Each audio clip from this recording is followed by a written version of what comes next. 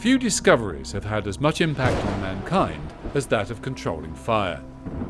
This skill has enabled man to march rapidly towards civilization. With the aid of fire, he learned to keep himself warm, cook his meals, make pottery, and extract metals. There is, however, another side to fire, namely a deadly, uncontrolled natural force, with the energy to raze an entire city to the ground. Today, of course, we have the technology to detect heat, smoke, and gases arising from a fire. In addition, we have regulations, which require buildings and means of transport to be designed and built with fire prevention and escape in mind. And of course, we have the fire services to call on in an emergency. One would think, therefore, that things are under control, that man has mastered all aspects of fire. Nothing could be further from the truth. Major fires occur daily in every region in the world. They continue to increase in frequency and severity and pose a significant problem to modern society. In many cases, this is as a result of products that contain flammable synthetic materials. This video shows how fire safety standards can reduce the flammability of products and hence extend the time available to intervene or to escape safely. After more than 30 years in the Fire and Rescue Service, the most important lesson I can pass on is that prevention is better than cure. Stopping a fire before it started removes all the pain, destruction and loss, not just the physical, but the financial too. But that's easier said than done, because today's modern buildings and vehicles contain increasing amounts of plastics, foams, fabrics and other synthetic materials, and ever more potential ignition sources. Whilst these materials have transformed our buildings, our furniture and our fittings into practical and comfortable living spaces, they have also resulted in an increased fire risk, as many of these materials are readily flammable.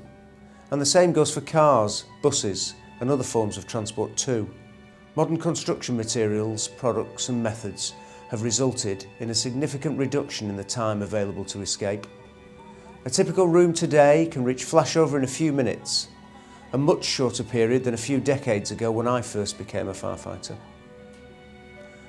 Flashover is a dangerous condition in which radiated heat can cause virtually all the exposed combustible material in a space to ignite at once, making escape almost impossible. So our modern buildings and vehicles can cause real problems when it comes to getting out of them when there is a fire. The other problem is people. Buildings and vehicles, unfortunately, also contain people. In the event of a fire, it's imperative that people are given enough time to reach a place of safety, and that time needs to be as long as possible, because people can't always respond as quickly as we would like. People includes the very young, the elderly, and those with disabilities. How can we make sure that they are safe? Time is always short in the event of a fire, and that's why we need fire safety standards for products.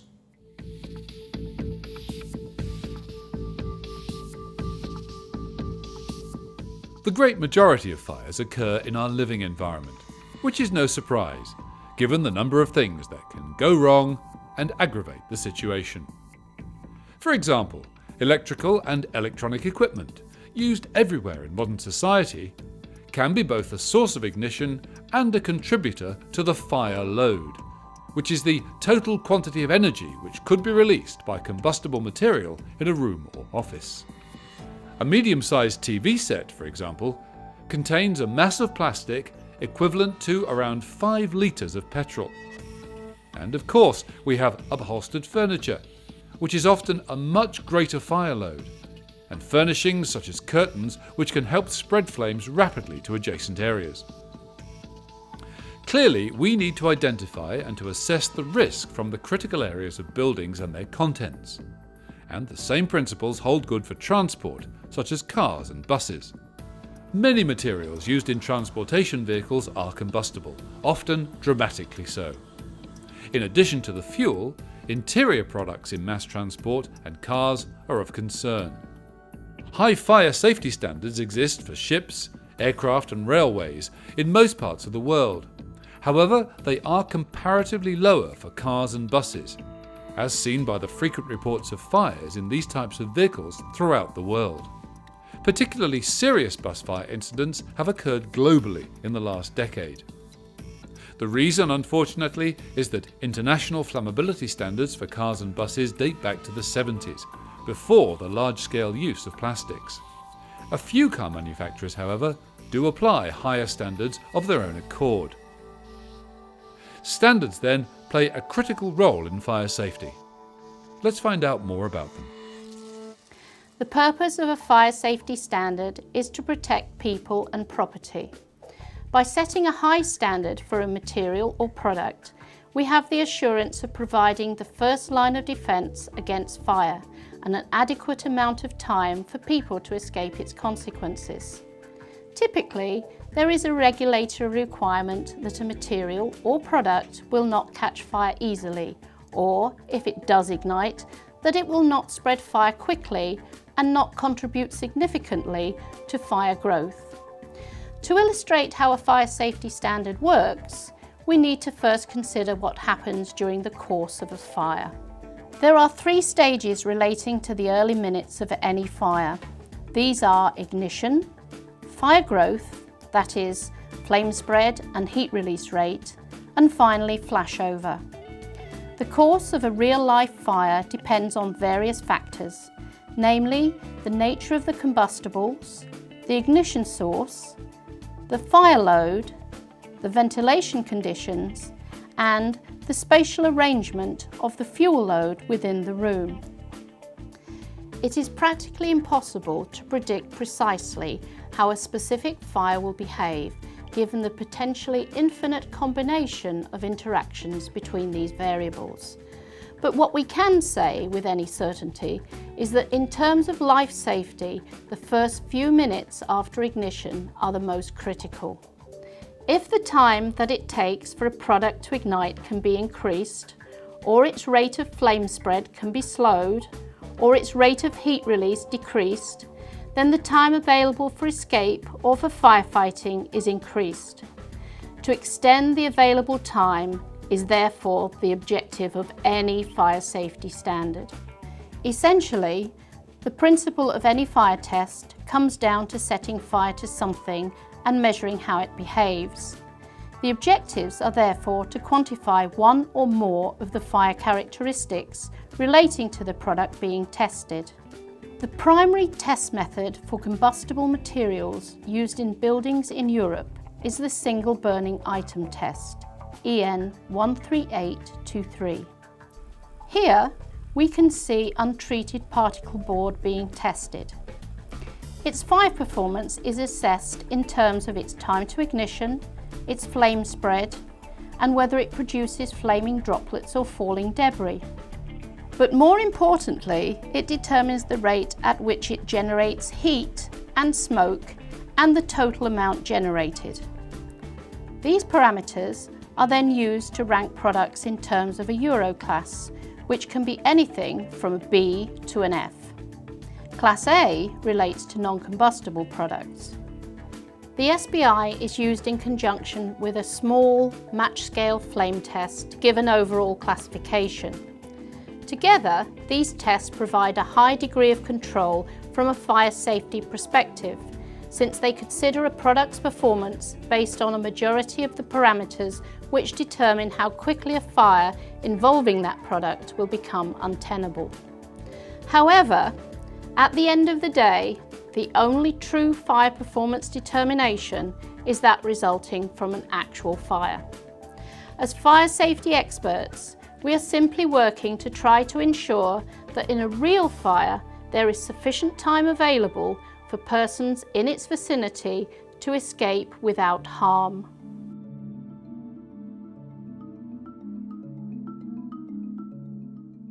A fire safety standard will require standardised methods to demonstrate compliance. These test methods determine how a product or material or component will react to a fire under specified conditions. The objective of a fire test method are to measure one or more of the key parameters. This includes ignitability, which measures the extent to which a material can be ignited, flame spread rate, the distance travelled by a flame front per unit time, heat release rate, the thermal energy released per unit time by a material during combustion, smoke production, the characteristics of smoke emitted such as density and volume, and toxic gas generation, the characteristics of the substances emitted such as carbon monoxide and acid gases. There are actually several hundred fire test methods developed by different standards bodies for all manner of products and applications. Let's take a quick look at a few common ones. This is the single burning item test, already seen for the classification of building products. Here is the popular UL94 test method for flammability of plastic materials used in appliances. This is the small flame test, also used to evaluate ignitability of building products. This is the cone calorimeter test, another widely used method to predict fire and smoke behaviour. In this example, we can see a clear difference between a material which meets a standard and one which does not.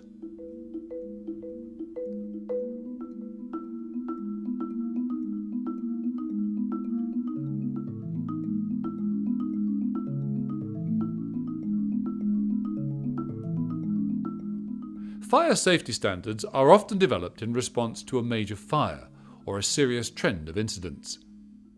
This involves bringing together a range of stakeholders, such as manufacturers, consumer organisations, test houses, and government representatives. The process therefore takes time, sometimes 10 years or more, to arrive at a standard that everybody is happy with. But when a standard sets high performance requirements, it can make a huge difference. During the 70s and early 80s, the UK experienced a rising trend of house fires and deaths resulting from furniture filled with synthetic foams, with smoke as materials identified as a prime cause of ignition. As a consequence, the UK furniture regulations were introduced first in 1979 for cigarette resistance of outer covers, and then in 1988 for both cigarette and match resistance, including the need for combustion-modified foam fillings. These regulations specify that the fillings, including foam and coverings of all domestic furniture, should pass stringent flammability tests. These tests are stricter than any used today in continental Europe or the USA. Looking back at the 25 years since the introduction of the latter regulations, there is absolutely no doubt that they work. A UK government report in 2009 estimated that they save 54 lives per year, prevent 780 injuries and around 1,000 fires every year, equating to cost savings of £140 billion per annum. Since 1988, total UK dwelling fire deaths have fallen from greater than 700 per annum down to about 300 per annum, with respective fatalities associated with furnishings dropping from 195 down to less than 60 per annum. In other words, the UK furniture regulations have cut fire deaths by over 2/3 during the last quarter century. There are three main tests within the regulations: a cigarette test and a match test, both for the cover fabric, and a third test, commonly known as the Crib 5 test, for the foam filling. No matter which materials are used to make the furniture, they are all required to pass these three tests before being sold to the domestic market in the UK. Domestic furniture which passes these flammability tests is far more difficult to catch fire compared to furniture for sale in continental Europe and the USA, thanks to the use of combustion-modified foam and flame-retardant fabrics. These regulations are most likely to have benefited those people who experience the highest incidence of fires, such as the financially challenged, who would tend to buy cheaper and lower quality furniture, as well as those who are most vulnerable when escaping a fire, such as very young children, the elderly and the disabled. The history of the UK furniture regulations therefore tells us that a well-designed fire safety standard is a powerful weapon in the fight against fire and the associated human and financial costs.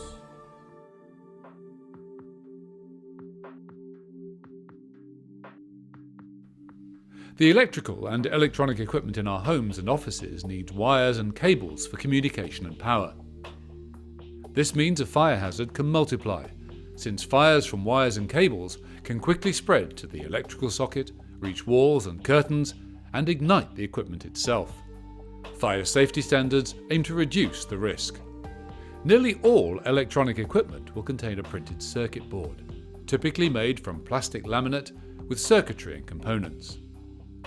With equipment getting smaller and more powerful, the chance of overheating increases. Electrical faults also increase the potential for a fire. Therefore, these boards are generally required to meet flammability standards. The key fire safety standard for wiring boards is the UL94 test, which measures the burning behaviour of a material, the rate at which a specimen burns, how quickly the flame self-extinguishes after the ignition source is removed, and if the material drops any flaming particles that can cause ignition. UL94 includes a number of classifications. Widely used FR4 boards must conform to one of the strictest classifications, called UL94V0, indicating, among other measures, that the sample stopped burning within 10 seconds after the ignition source was removed. Electrical connectors, which are the small plastic sections that join various electrical components, also need to comply with flammability standards. Hundreds of different connectors are used in virtually every industry sector.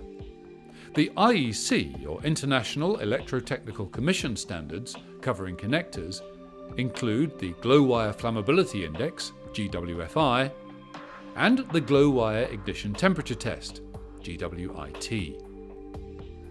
Both tests simulate malfunctioning due to heat stress. Here, a glow-wire ignition source simulates malfunctioning due to overheating. GWFI tests burning and self-extinguishing behaviour, while GWIT tests the ignition and high-temperature resistance properties of the material. The IEC has also developed a set of standards which apply to enclosures of electrical and electronic equipment, for example, household appliances such as TVs and IT equipment.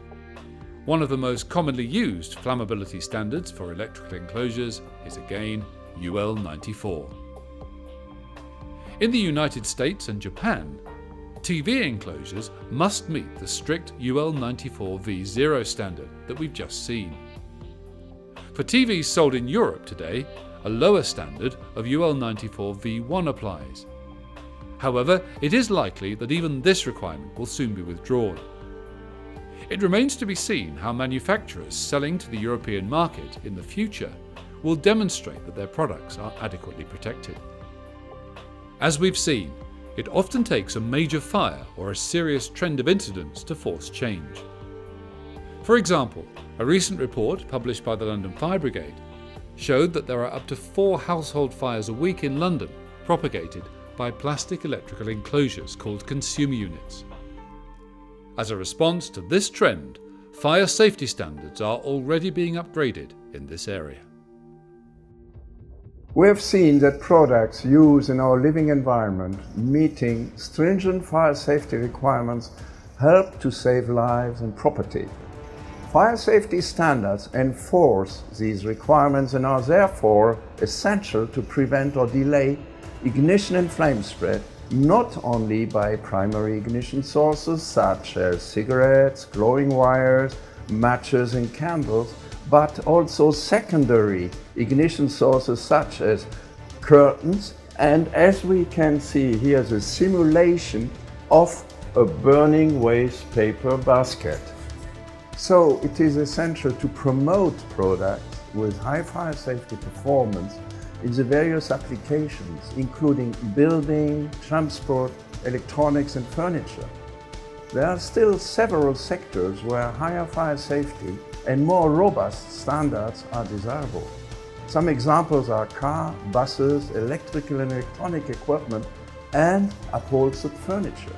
In addition, stringent fire regulations and tests are often only introduced as a knee-jerk reaction to public outcry following a disastrous fire in one country.